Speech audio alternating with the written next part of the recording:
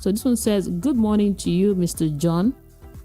Thank you for the info that you're giving us. I just want to make money. I just want to make money, sir. I'm a teacher. I teach in a private school. I'm a very good teacher. I'm being paid 100,000, which is very rare for private schools. The school I'm teaching in, it's a big school. I'm paid 100,000. I teach them on computer, IT, and a few other things. I want to make money, but I don't know what to do.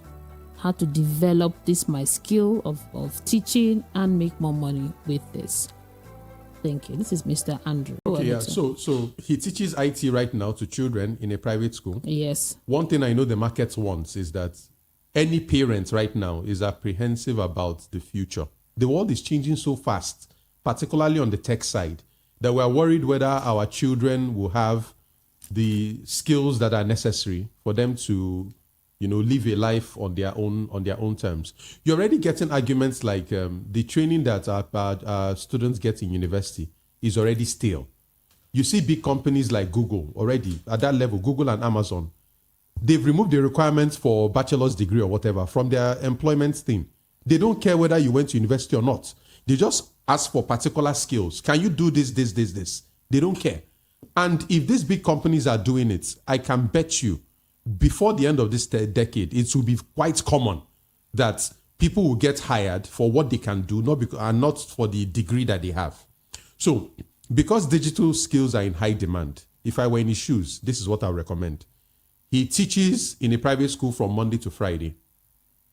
I want him to develop a clinic that only runs over the weekends, particularly on Saturdays. And his value proposition is that he will teach children how to code. He will teach children how to have digital skills, either graphic design or whatever. There are parents that are looking for how to meaningfully engage their children. This is something that would appeal to them. He's also proposing the angle of digital skills. And it would be nice to say, your child will be able to code within 6 months or 1 year or whatever. And you only show up every weekend on Saturday from 9 to 3 or something like that. He runs it as a clinic. And he shouldn't do the Google era approach. Digital skills is something that people are willing to pay for if you're able to articulate the proper value to them. So that is what I would advise.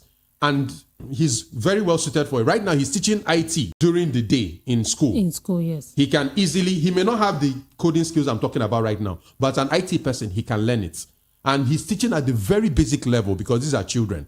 And there are a lot of tools online that can even make his work easier.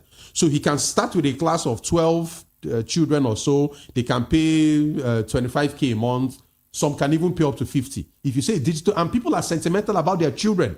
People will go hungry, but when it comes to their kids, they will go and look for that money.